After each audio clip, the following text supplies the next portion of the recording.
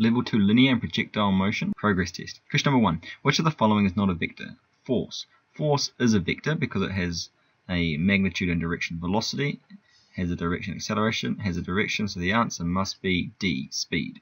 If you were given the variables final velocity, initial velocity, and time, which kinematic equation would you use to determine displacement? So you're looking for the letter D. So which equation has VF, VI, T, and D, but doesn't have A? So you're looking for an equation that doesn't have an A in it, has an A in it, has an A in it, doesn't have an A in it. So the answer must be C. Question 3. A football is kicked and follows the parabolic path shown. Air friction is negligible, so just ignore that there's any friction. Which of the following diagrams best shows the direction of the acceleration of the ball at point C? Well, it doesn't matter at which point. Gravity always points towards the center of the Earth, so the only answer can be D. Gravity is always downwards. And it's the same at point A, point B, point C, point D, and at point E.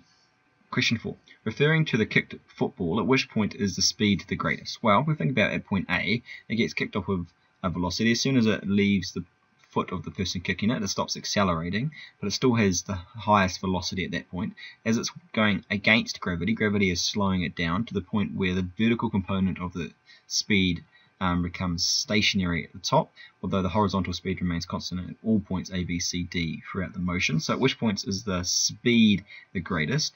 Well, the speed and the velocity are the greatest at points A and at points E, the moment after it's left the person's foot and the moment before it hits the ground. A ball initially moves horizontally with velocity VI as shown in the diagram, so it's moving this way. It is then struck by a bat. After leaving the bat, the ball moves vertically with a velocity of VF. Which of the following vectors best describe the direction of the change in velocity?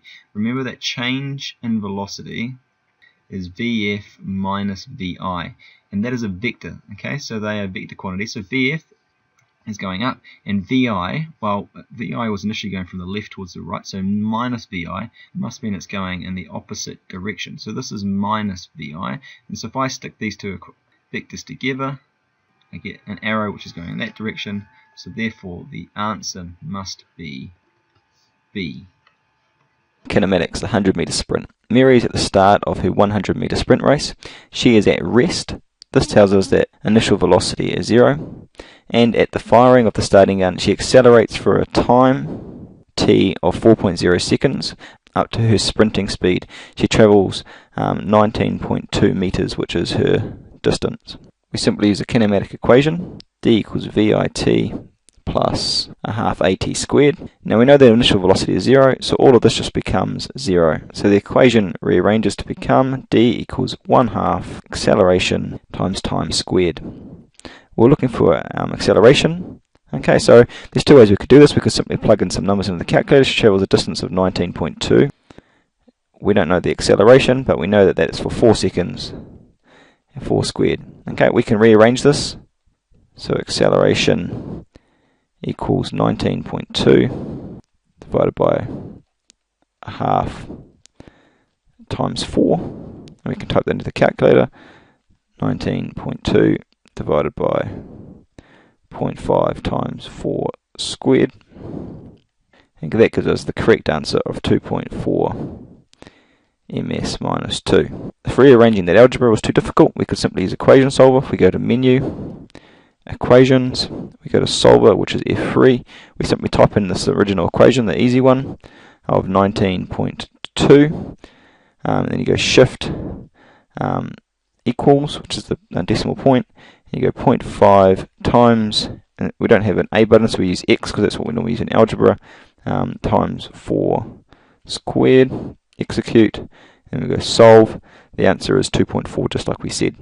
A number of students try and use the acceleration as the change in velocity divided by the change in time formula. Okay, but this question doesn't give you velocity, and so in order to work out velocity, they say the velocity is distance over time, or the change in distance over time, and they say, well, she's travelled 19.2 meters in 4 seconds, and so her velocity 19.2 divided by 4 seconds of 4.8, we say that her velocity is 4.8, and so we plug in 4.8 up here into this equation, and we go 4.8 divided by 4 seconds, and we get an answer of 1.2, Okay, and so you write down the answer of 1.2, but as we just saw, this is in fact the wrong answer. Okay, but why? It seems so logical. Okay, you've got to ask, well, what is this formula here telling you? What is velocity equals distance over time telling you? This here is actually telling you the average velocity that she travels. Okay, it's not telling you the maximum velocity. If we were to draw a velocity time graph, her acceleration would be constant, so it would be a nice straight line. And we know that she accelerates to maximum speed in a time of 4 seconds. How far does she travel? Well, she travels a total distance of 19.2. And we know that the area under a distance time curve is displacement. So the area is 19.2 meters. And so we would ask, well, what's her maximum velocity then? Well, again, we have to rearrange a formula. The formula we have to rearrange is the area of a triangle equals a half of base times height. Now, the base is going to be 4. And the height is going to be V max. Now what does the area equal? The area equals 19.2. So 19.2 equals a half of 4 times V max. Okay, and so essentially this becomes 19.2 divided by a half times 4. We can type that into the calculator. 19.2 divided by 0.5 times 4. And we get this answer of 9.6. Okay, so up here our actual maximum velocity is 9.6. So if we put 9.6 divided by 4, then we would get the right answer. Okay, so over here, this here is actually an average.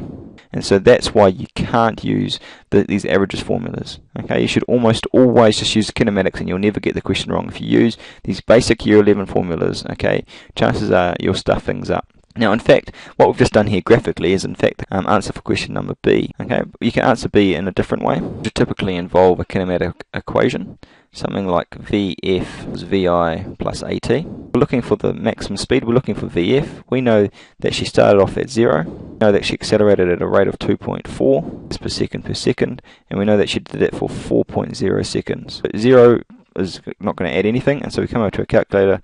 Simply 2.4 times 4 gives us an answer of 9.6 ms minus 1, just like we did graphically just before. And it should be two significant figures because 4.0 is two significant figures and 2.4 is two significant figures. See, Mary runs the rest of the race at a constant velocity and records a time of 12.8 seconds. Okay, calculate this constant velocity. Well, how far does she run? Well, the whole race is 100 meters and she's already run 10.2 of those 100 meters. So 100 minus 19.2 is a distance of 88 meters to run. Okay, so that is what our distance is. And the total time is 12.8, but we've already used up 4 seconds. Okay, so the time is 8.8 seconds. If we use the kinematic equation, D equals VIT, it's a half AT squared. We ask, is there any acceleration in this last bit? No. If there's no acceleration, then all that bit's going to be 0. We're left with a simplified form here, which is D equals VI. Now we know that D is 80.8. We're looking for V, and we know that the time is in fact 8.8 seconds. So it's going into a calculator, 80.8 divided by 8.8 gives us an answer, velocity equaling 9.18 meters per second. D, Mary breaks the tape and then slows down from a velocity VI of 8.8 and stops in a time of 6 seconds. How far did Mary run? Well, we use the kinematic equation. D equals VI plus VF divided by 2 multiplied by time. Plugging in the values, VI is 8.8. She comes to a stop, so VF must be 0 divided by 2, and the time that it takes is 6 seconds. Simply plug this into the calculator, 8.8.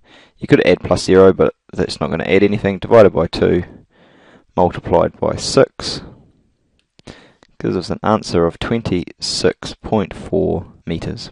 Question 3. Charlie the clown. The clown makes his entrance riding on a cart pulled by Hannah. The clown and the cart have a combined mass of 85 kilograms. The handle of the cart makes an angle of 30 degrees to the horizontal as shown in the diagram below. Hannah applies a force of 55 newtons to the handle. Calculate the size of the horizontal component of the force on the handle. So, essentially, her 55 newtons makes a horizontal force and it makes a vertical force, and we're being asked to find this force Fx. So let's remember our equations: SOHCAHTOA, sine equals opposite over hypotenuse, cos equals adjacent over hypotenuse, and tan equals opposite over adjacent. And we try and figure out what we have in the triangle. Well, we have the hypotenuse and we're looking for the adjacent, this length of this triangle, which is attached to the angle. And so we're going to use cos. So we have the cos of the angle equals the adjacent side over the hypotenuse, and I'm looking for the adjacent side, and so I'm going to rearrange this. And so this is hypotenuse cos angle equals adjacent, but instead of using hypotenuse, I'm actually going to replace it with just 55. So I'm going to go 55 cos of my angle, which is 30, and that's going to equal my adjacent, which is my Fx. And so now I can come over to my calculator. Now first thing I need to do when I look at my calculator is go shift menu and make sure that my angle is not in radians. It needs to be in degrees. If it's not in degrees, you can get the wrong answer. And then I'm just simply going to type in 55 cos of 30, and that's going to give me the correct answer of 47.6 newtons. And we've got to ask, is that the right number of significant figures? Well, there's two significant figures here, two significant figures, two significant figures, and so my answer, more accurately, is 48 newtons. Explain how Hannah can make the cart and the clown accelerate without changing the size of the force she exerts on the handle. Reducing friction is not possible. Well, essentially what she has to do is she has to change this angle. So if she wants to speed up the clown, she just needs to make this angle go down. And if she wants to slow the cart down, she needs to make it go up. And so let's see if we can answer this question. So by decreasing the angle between the handle and the floor, so that's within achieved. And then this increases the horizontal force, causing the horizontal force to become unbalanced.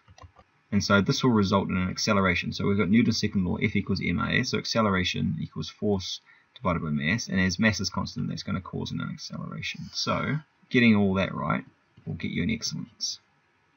Question 3. Hannah is a golfer. She hits a golf ball. The diagram below shows the flight of the golf ball, which leaves the tee at a speed of 43 meters per second and an angle of 42 degrees to the horizontal direction. You can assume that there's no air friction. Okay, so that means the velocity in the horizontal direction stays the same. Acceleration due to gravity is 9.8 meters per second. Okay. Question 3a. Show that the horizontal component of her initial velocity is 32 meters per second. Okay, so here we've got a triangle, a right angle triangle, and we want to know this value here. So we've been told that it was hit at 43 meters per second, and we know this angle. So this is simply maths. We have SOHCAHTOA, SOHCAHTOA,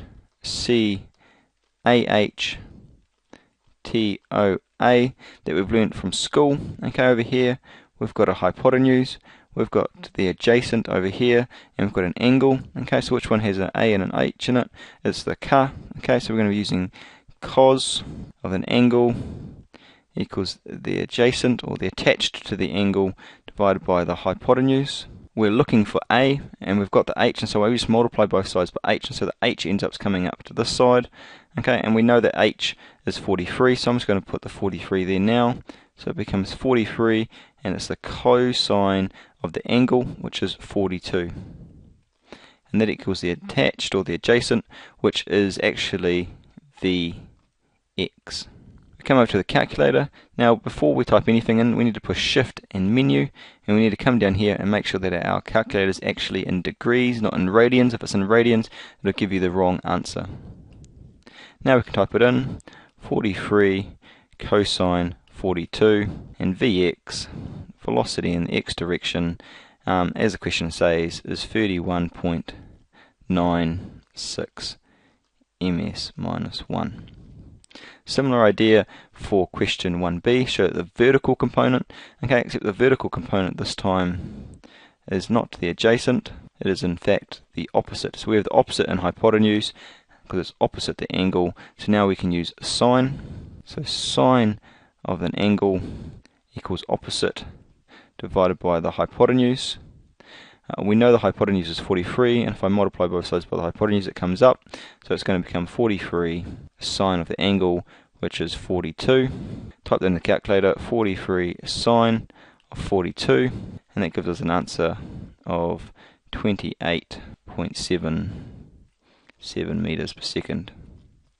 Now, a number of you decided that you wanted to use the cosine angle again, and you went 43 cosine of 90 minus that angle, and you use this angle up here, minus 42, and it will actually give you the exact same answer. Okay, but unless you'd indicated somehow that that's how you'd worked it out, it's probably not the best way of doing it. You should just be able to use a cosine and a sine rather than having to find a different angle in your triangle and work it out. But either way is really perfectly acceptable. C. Determine the speed v of the golf ball at the highest point and explain your reasoning. Okay, so we know that it's got a 32 meters per second horizontal speed and a 29 meters per second vertical speed. Okay, this is the initial vertical speed. As the ball is hit, okay, there's an unbalanced force acting on it. As soon as the club is no longer touching the ball, the only unbalanced force is gravity, which is pushing it down. So it's going to deaccelerate, stop in the vertical direction. Okay, and then it will continue to accelerate downwards. So it says, what's the velocity at the top? Well, there's no vertical velocity.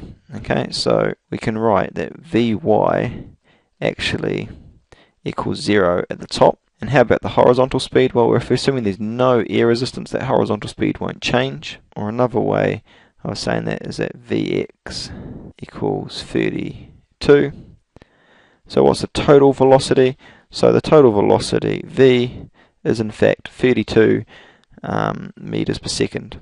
3D, state the size and direction of the golf ball's acceleration at the highest point. Well, the size is always going to be 9.8 ms minus 2, unless you hit the golf ball into outer space past all gravitational fields. We're pretty much going to assume that gravity is the same, so it's 9.8, and the direction is always down. Doesn't matter if it's the top, at the bottom, doesn't matter where in the motion that golf ball is. It doesn't even matter if it's on the ground. There's going to be a weight force due to gravity. Fw equals ma. Okay, and gravity acceleration is always the same. It's always going downwards. Doesn't matter if it's flying up. Doesn't matter what's happening. Okay, bit of a trick question, but the amount of people that got that wrong was a little bit sad. 3E, calculate the maximum vertical height of the golf ball. Okay, so we need to write down what we know. So we know that the velocity initial in the y direction was 29 meters per second. We know that acceleration in the y direction is acting against the motion, so it's going to be a negative. It's 9.8 meters per second. We also know that when it gets to the top, its final velocity in the y direction at the very top is going to be 0. So we look at for a kinematic equation, and we see that Vf squared equals Vi squared plus 2AD, and we're looking for D. Okay, and so I can simply go Vf squared minus Vi squared, because these have been added in opposite of adding and subtracting, and then I'm going to have 2AD left over on the side, and I'm looking for D, so I'm just going to divide by 2A, which equals D, and now I can plug some numbers in. Final velocity is 0, the initial velocity 29 squared, and it's 2 times minus 9.8. That's why the negative is so important in this question. So it's negative 29 squared divided by 2 times negative 9.8, giving us an answer 42.9 meters is the maximum vertical height that that ball reaches. 3F, calculate the time of flight of the golf ball. Okay, well, all of these initial conditions still hold, and you've got to ask, well, what am I looking for? I'm now looking for T. So which kinematic equation can I use? I can use Vf equals Vi plus A times time. This rearranges to become Vf minus Vi divided by A. So time, Vf, while it's stopped, the initial velocity is 29, acceleration is minus 9.8, 29 divided by negative 9.8 is 2.96 seconds. If you've got that answer, that would give you a merit. Okay, but this is only to the top of flight. So the total time is actually 2 times that answer. Times that answer by 2 gives us the correct answer of 5.92 seconds. After such a bad shot, Hannah decides to throw her golf ball vertically upwards into the air. Describe and explain what happens to the velocity and acceleration of the ball while it's in the air. Okay, so you can simply say that acceleration is constant, equaling 9.8 ms minus 2 in the downwards direction. Okay, when we're talking about its velocity, on the way up, the velocity keeps decreasing at a constant rate due to gravity of 9.8 meters per second until it reaches the very top. And once it reaches the very top, its velocity is 0. It doesn't go any higher, but then it begins to fall down because there's an unbalanced force acting on it, and that velocity continues to increase again at this rate of 9.8 meters per second, and then until it hits the ground. Acceleration is constant the whole way through. The speed that it went up with in the start is equal to the speed that it comes down and hits the ground at, assuming that there's no air friction and that it lands at the same height that it was shot. Okay, the key thing here is that the acceleration is constant. The velocity starts off fast, slows down, stops, comes back down and lands at the same speed. If you get all of those things, that's worth an E.